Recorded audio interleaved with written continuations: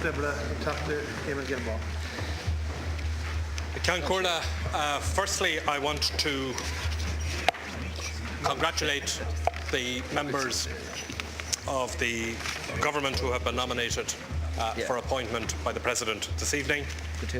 And in particular, I want to congratulate the new ministers who have been appointed. It is obviously a great day for them, and I express my congratulations to them.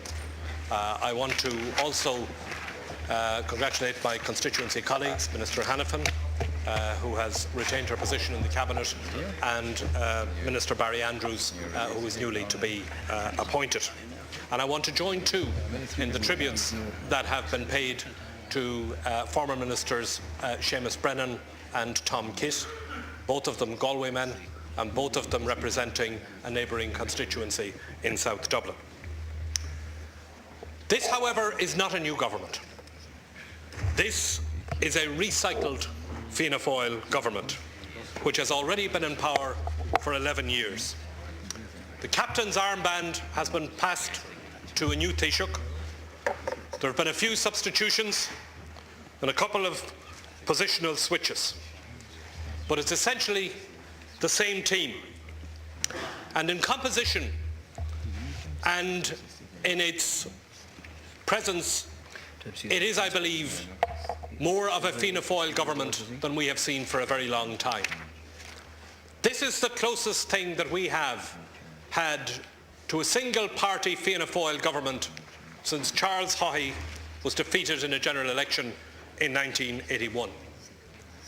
It's an exaggeration to call this government a coalition. It saddens me to see what has happened to the Green Party, a party with whose politics and philosophy I identify, and the extent to which they have sacrificed what they stand for just to hold office. I listened to Minister Gormley this afternoon as he seconded and poured praise on the newly elected Taoiseach. And all I could think of was the condition of Stockholm Syndrome, which is a psychological response sometimes seen in an abducted hostage, in which the hostage shows signs of loyalty to the hostage taker, regardless of the danger or risk in which the hostage has been placed. And it's a condition in which small acts of kindness by the captor are magnified by the one who has been captivated. One of the untold stories of the formation of this government was the collaboration, shameful collaboration by the Green Party in putting the paperwork in order on the day the government was formed so that the motorway would be put through Tara. Now I understand that's a blatant lie. You telephoned, and your people telephoned the Department of the Environment repeatedly. You were so much onto the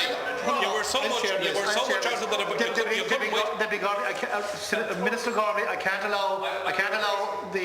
I think it's a total untruth. You withdraw the word lie. The word has been withdrawn. And I would ask the deputy to substantiate what he's saying at the very least. Is he withdrawing it? Are you withdrawing it, Jeff? Gormley, just clarify, please. You're withdrawing the word lie, isn't that correct? Absolutely. It is an untruth. Proceed, Deputy Gilmore. Corla, I can understand why the Green Party didn't manage to stop US military planes landing in Shannon, but I can't understand why they at least didn't get an inspection regime for those planes.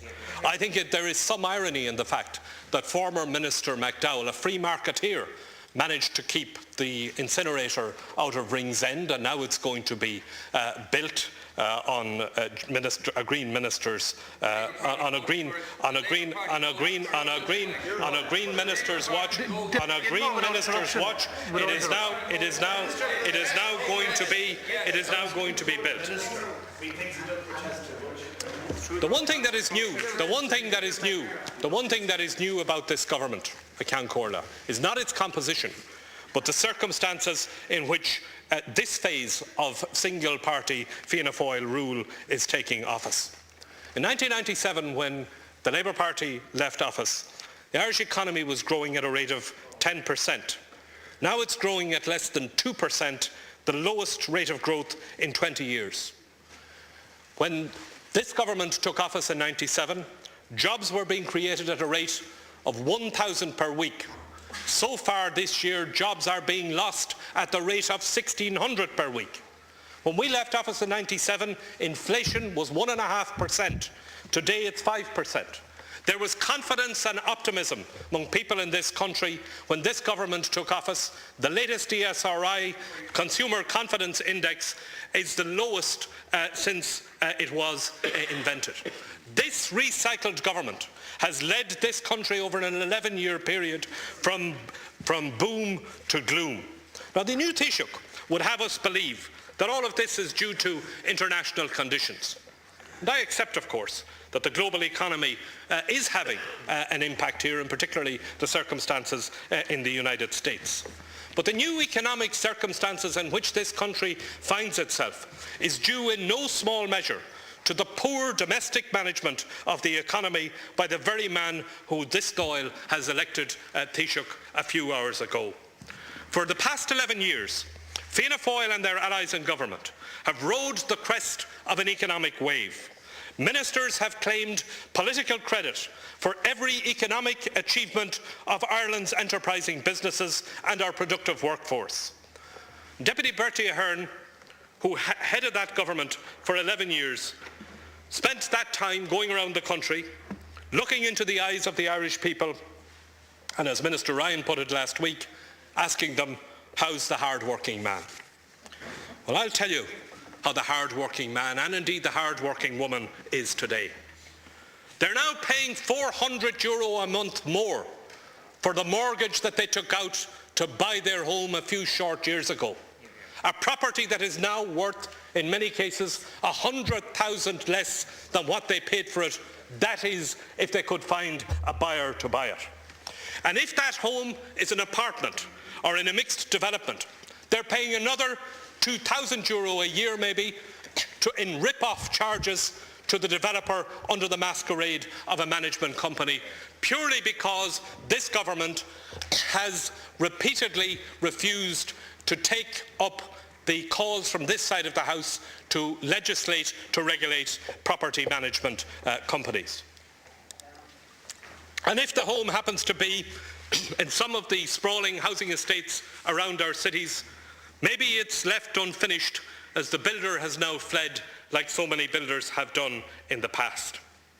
And the hard-working man and the hard-working woman are maybe living 20 or 30 miles from where they work, to which they have to pay a lot of money to travel.